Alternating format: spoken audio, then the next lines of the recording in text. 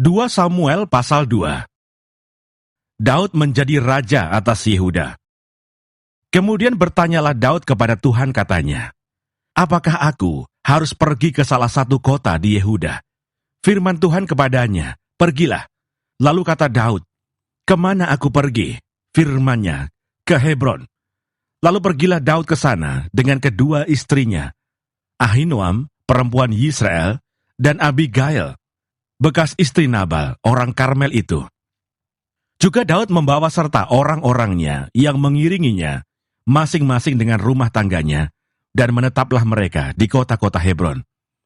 Kemudian datanglah orang-orang Yehuda, lalu mengurapi Daud di sana menjadi raja atas kaum Yehuda. Ketika kepada Daud diberitahukan bahwa orang-orang Yabes Gilead menguburkan Saul, maka Daud mengirim orang kepada orang-orang Yabes Gilead dengan pesan, "Diberkatilah kamu oleh Tuhan, karena kamu telah menunjukkan kasih-Mu kepada tuanmu Saul dengan menguburkannya. Oleh sebab itu, Tuhan kiranya menunjukkan kasih dan setia-Nya kepadamu. Aku pun akan berbuat kebaikan yang sama kepadamu. Karena kamu telah melakukan hal yang demikian, kuatkanlah hatimu sekarang, dan jadilah orang-orang yang gagah perkasa. Sekalipun tuanmu Saul sudah mati, dan aku telah diurapi oleh kaum Yehuda menjadi raja atas mereka." Peperangan antara Daud dan Isi-Boset.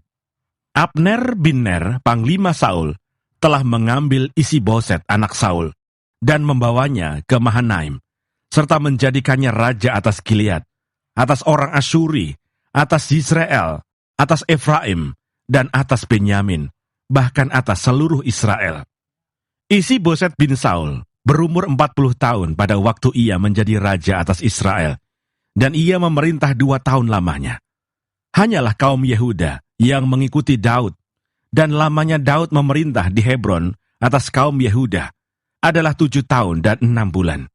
Lalu Abner bin Ner dengan anak buah Isi-Boset bin Saul bergerak maju dari Mahanaim ke Gibeon. Juga Yoab, anak Zeruya, dan anak buah Daud bergerak maju. Mereka saling bertemu di telaga Gibeon, lalu tinggal di sana. Pihak yang satu di tepi telaga sebelah sini, dan pihak yang lain di tepi telaga sebelah sana. Berkatalah Abner kepada Yoab, "Biarlah orang-orang muda tampil dan mengadakan pertandingan di depan kita." Jawab Yoab, "Baik." Lalu tampillah mereka dan berjalan lewat dengan dihitung 12 orang dari suku Benyamin, dari Isi-Boset anak Saul, dan 12 orang dari anak buah Daud. Kemudian mereka masing-masing menangkap kepala lawannya dan menikamkan pedangnya ke lambung lawannya, sehingga rebahlah mereka bersama-sama. Sebab itu tempat itu disebutkan orang Helkat Hasurim, letaknya dekat Gibeon. Pada hari itu pertempuran sangat hebat, dan Abner serta orang-orang Israel terpukul kalah oleh anak buah Daud. Ketiga anak laki-laki Zeruya, yakni Yoab, Abisai, dan Asael ada di sana. Asael cepat larinya seperti kijang di padang. Asael mengejar Abner dan tidak menyimpang ke kanan atau ke kiri dalam membuntutinya. Lalu Abner berpaling ke belakang dan bertanya, "Engkaukah itu Asael?" Jawabnya, "Ya, aku." Kemudian berkatalah Abner kepadanya, "Menyimpanglah ke kiri atau ke kanan. Tangkaplah salah seorang dari orang-orang muda itu, dan ambillah senjatanya." Tetapi Asael tidak mau berhenti membuntuti Abner. Berkatalah sekali lagi Abner kepada Asael, "Berhentilah membuntuti aku. Apa aku harus memukul engkau sampai jatuh? Bagaimana aku dapat memandang muka Yoab abangmu itu?" Tetapi Asael menolak berhenti. Lalu Abner menusuk ke belakang, ke perut Asael dengan tombaknya, sehingga tombak itu menembus belakangnya. Dan rebahlah ia di sana, dan mati di tempat itu juga. Semua orang yang datang ke tempat Asael rebah dan mati itu, berhenti di sana.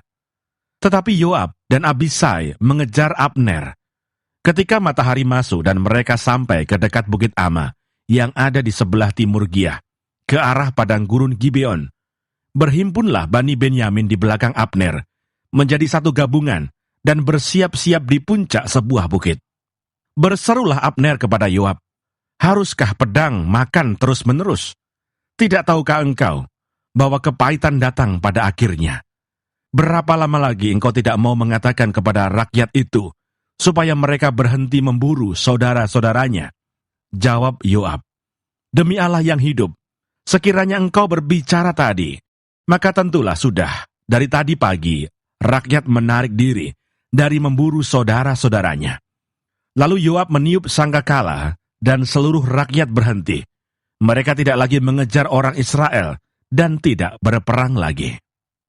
Semalam-malaman, Abner dan orang-orangnya berjalan melalui Araba Yordan, menyeberangi sungai Yordan, berjalan terus hampir sepanjang siang, lalu sampai ke Mahanaim.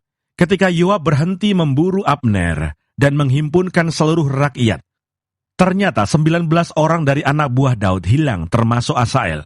Tetapi anak buah Daud menewaskan dari suku Benyamin, dari orang-orang Abner, 360 orang. Mereka mengangkat mayat Asael dan menguburkannya di dalam kubur ayahnya yang di Betlehem. Kemudian berjalanlah Yoab dan orang-orangnya semalam-malaman itu, dan sampai ke Hebron ketika hari sudah terang.